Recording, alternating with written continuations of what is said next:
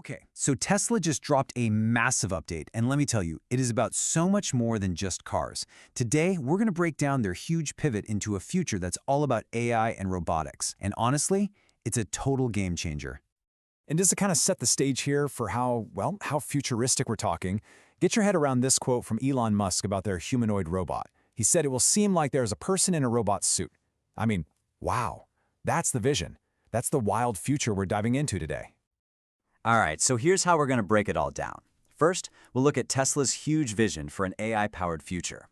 Then, we'll see the real-world wins that are actually paying for all this. After that, we'll get into the details of the Robotaxi plan, then go beyond the car with the Optimus project, and finally, we'll check out the super powerful AI brains that are supposed to make it all happen. Okay, first up, Tesla's AI-powered future. You know, the big idea here is a total shift in what Tesla even is. They're basically telling everyone, hey, we're not just a car company anymore. They see themselves evolving into a full-blown AI and robotics powerhouse. And what's the ultimate goal? Well, it's to turn every single product they make, from the cars to their energy storage stuff, into an asset that just keeps generating value over time. And the thing that unlocks all of that, is AI-powered services. That's become the new North Star for the whole company. Now, a future with robotaxis and, humanoid robots sounds amazing, right? But you gotta ask, how on earth do you pay for all of that? Well, that brings us to what's happening right now, the company's current success. The sales they're making and the data they're collecting are literally building the foundation for that wild future. I mean, just look at these highlights from Q3. The Model Y, it's the best-selling vehicle in places like Norway, Switzerland, and Iceland. They're hitting record deliveries all over Asia. South Korea is now their third biggest market in the world. And here's the really crucial part for their AI ambitions. They've launched FSD Supervised, their advanced driver assist system, in Australia and New Zealand. See, this isn't just about selling cars. It's about getting a massive global data collecting fleet out on the road. And this really shows you the incredible scale of that data collection. 6 billion with a B. That's the cumulative miles driven with full self-driving turned on. Now, to put that into perspective, this isn't some computer simulation. It is the largest real-world autonomous driving dataset on the entire planet. Every single one of those miles is a lesson, teaching the AI how to handle all the crazy, unpredictable stuff that happens on the road. This data, it's the fuel for everything else we're about to talk about. And we're already seeing that data get put to work. Check this out. Their internal robotaxi fleets are racking up the miles. The one in Austin has already logged over 250,000 rideshare miles. The Bay Area fleet, it's blown past the 1 million mile mark. So this proves the whole concept isn't just some theory on a whiteboard. It's actually being tested and fine-tuned in the real world right now. So, where is all this progress heading? Well, that leads right into our next section, how this all builds up to their incredibly ambitious plan for a public robotaxi service. And right at the heart of this whole plan is a totally new vehicle called the Cybercab. And look, this is not just some modified Model 3. It's a purpose-built machine, designed from the ground up with no steering wheel and no pedals. It has one single mission: autonomous ride-hailing. And they've actually put out a timeline. So by the end of 2025, they expect to have the service up and running in Arizona, Nevada, and Florida. That's also when they're planning to start pulling the safety drivers out of the cars.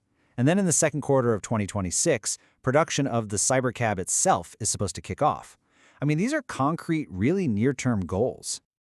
But here's the thing, and this is so important, the AI they're developing for the cars, it has uses that go way, way beyond just driving. And that brings us to the second massive pillar of their AI future, the Optimus project. And yes, they have a roadmap for their humanoid robot too. They're saying we should see the version 3 model, which is supposed to have new and much better hands, in early 2026. Then, by the end of that same year, they want to start production on a line that can make 1 million of these things a year. That is an absolutely insane timeline, even by Tesla standards. And if you're wondering just how serious they are about this, get this little detail. Apparently, Elon Musk spends his Friday nights in meetings with the Optimus team, sometimes until midnight. He's called the project crucial for the company. I mean, that's about as clear a signal as you can get that this is a top priority. So, the big question is, how is any of this even possible? A global robotaxi fleet? A factory that can churn out 1 million humanoid robots? Well, it all comes down to the brains of the operation, their custom AI hardware and software engine. And this really shows you the massive leap in power they're planning. Their current AI-4 chip is already so powerful that they say it makes the car feel like a living creature.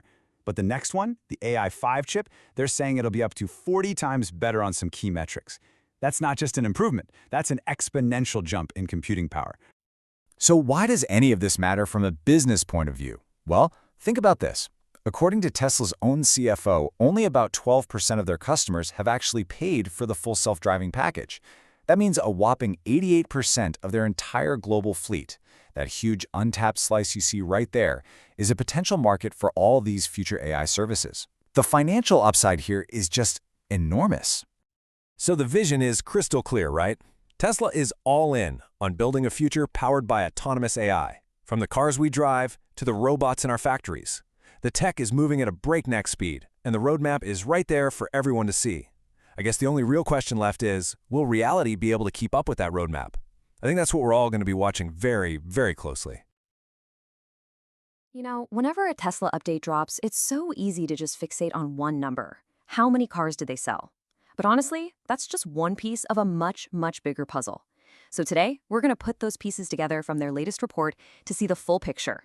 A single, unified vision where the cars, the AI, and the energy grid are all connected. And Tesla pretty much spells this out for us right at the top. This one sentence, right here, is the key to understanding everything else. It's telling us they're not just selling you a piece of hardware. Nope, they're deploying an intelligent, connected fleet that's designed to get smarter and more valuable over time. This idea of AI-powered services, that's the thread that ties this whole thing together. And hey, if you think this is all just talk about cars, check this out. In their third quarter, yeah, they had record vehicle deliveries, but they also hit their highest ever deployments of energy storage. That is not a coincidence, my friends. That is a massive clue that the energy side of the business is an absolutely crucial part of their master plan. All right, so let's break this vision down into what I see as three core pillars. The first one, and it's really the foundation for everything else, is just scale. It all starts with getting the fleet on the road, everywhere, because more cars and more batteries on the ground means more data for the AI and more capacity for the energy network. And a huge part of that scaling strategy is just making their vehicles more accessible, right? In North America, they launched new standard range versions of the Model 3 and Y, and these things still get over 300 miles of range, but they come in at a much lower starting price. Don't think of it as just a price cut. Think of it as a strategic move to get their hardware and all those data-collecting sensors into as many hands as humanly possible. And this growth isn't just happening in one place. It's firing on all cylinders, all over the world. In Europe, the Model Y is a total bestseller. Over in Asia, they're tweaking models for local markets, like a new 6-seat version in China, and they're seeing record deliveries from Japan to Taiwan to Singapore. It's a truly global push, which means the data they're collecting is becoming incredibly diverse and valuable. And this slide right here, this just perfectly nails how well that global strategy is working. Quick pop quiz. If you had to guess Tesla's third largest market, who would you pick? It's not in Europe. It's South Korea, right behind the US and China. I mean, that's just a powerful statement about their ability to scale in really diverse and competitive markets. Okay, so that brings us to pillar number 2, the AI brain. Because that massive, growing global fleet we just talked about, it isn't just a collection of cars. It's a network of rolling sensors, just vacuuming up staggering amounts of real-world data every single day. And it's all feeding into a central AI that is constantly learning and getting smarter. Now, making this AI brain smarter happens on two fronts at the same time. You've got the physical hardware, the raw horsepower, and then you have the sophisticated software that can actually learn from all that data. They are two sides of the same coin. You really can't have one without the other.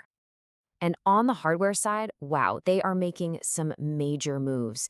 They just locked in a deal with Samsung to build advanced AI chips right here in the US. And they've massively beefed up their own training compute. Think of it like the AI's personal gym, bringing their Cortex system up to the equivalent of 81,000 of NVIDIA's most powerful H100 GPUs. That is just a staggering amount of brute force power for AI training. And all that hardware power translates directly into smarter software for you, the driver. The new version 14 of full self-driving supervised is rolling out, and the improvements are real. The system is getting way better at navigating the messy, unpredictable real world, stuff like spotting and steering around road debris or actually yielding to an ambulance coming up behind you. And now this is even launching in new right-hand drive markets like Australia and New Zealand. And they're not just testing this stuff in a lab, they're actively turning this AI into a real product. The Robotaxi service is expanding in Austin, a brand new ride-hailing service just fired up in the Bay Area, and now anyone in the US and Canada can get on the waitlist. These are real, concrete steps toward turning that AI brain into a commercial service. So this brings us to our third and final pillar, and this is all about energy. Because look, a massive, intelligent fleet of electric vehicles is totally useless without a massive, intelligent infrastructure to power it. And Tesla is applying that exact same philosophy of scale and AI to how we generate, store, and use all that power. A perfect example is this brand new product, the Mega Block. Seriously, think of it like a giant, pre-built Lego block of energy for utility companies. It takes 4 of their huge Megapack batteries and just bundles them all into one easy-to-install unit. So, what does a giant battery block actually do for the grid? Well, it means 2 things: speed and simplicity. Normally, a utility-scale battery project is incredibly complex. You've got tons of different contractors, different parts. It's a headache. By bundling everything, hardware, software, services, into one block, Tesla is turning a complicated construction project into something that's more like a simple delivery. It just crushes the time and complexity, making it way faster and easier for the grid to add huge amounts of storage. And that theme of more, faster, just keeps going with their charging infrastructure. The new V4 supercharger cabinets, well, they pack 3 times the power density of the old ones. That's a massive leap. It means they can deliver way more power from a smaller physical footprint, which is absolutely critical for building out the network in crowded cities. This new architecture is enabling some truly mind-bending charging speeds. We're talking up to 500 kilowatts for a passenger car. That's adding hundreds of miles of range in just a few minutes. And a staggering 1.2 megawatts for the Tesla Semi. That is the kind of raw power you need to make long-haul electric trucking a reality. And just like the vehicle fleet, the supercharging network itself is just relentlessly expanding. It grew 18% year over year in just the last quarter. It's that same story again, a constant drive for scale, making sure that as the fleet grows, the infrastructure to support it is growing right there with it. Okay, so we've got these 3 distinct pillars, right? A rapidly growing global fleet, a constantly learning AI brain, and an increasingly powerful energy infrastructure. On their own, they're all pretty impressive. But the real magic, the real story here, is how they all connect and work together as one single system. I mean, it's a fair question, right? What on earth does a giant battery for a power company have to do with a car that can drive itself? On the surface, they seem like totally different businesses. But in Tesla's world, they are 2 parts of the exact same whole. It all comes down to this really powerful self-reinforcing feedback loop. Check this out. More cars on the road gather more data.